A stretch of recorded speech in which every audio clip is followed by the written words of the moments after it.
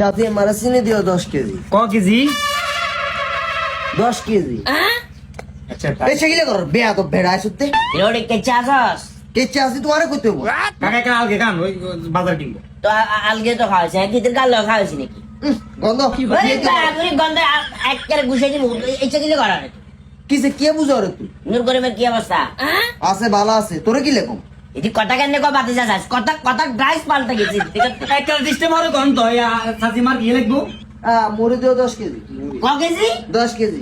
10 KG মুড়ি কি হবে কোনো নাকি আয়োজন আছে নাকি সামনে রোজা আইয়েন না, রোজার থেকে মুড়ি খাইতাম না বুড়ের লগে।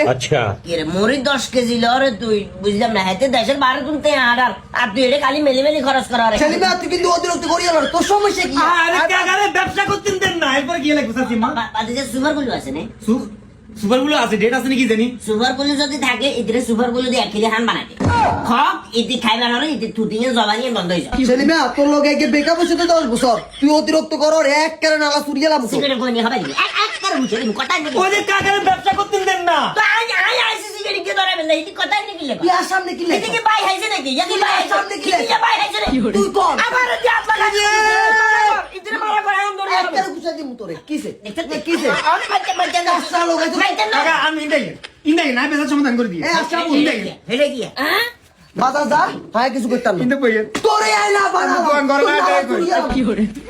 বাঞ্জলা মানুষ কিচ্ছে লেগে তো অন্তত তুই কবি যে তুই আল্লাহ বলে তো লস গেছে তো ভাই সাথে মাম নো বেশি বিয়া তুমি করেন আমরা দোকান করেন আয়া দোকান করতে নাম করেন দিয়ে দিছি। ওই যে টাকা তুই তো কবি যে তে আছে গেছে কাইছ তো বাউরা আই সালাম আই নাই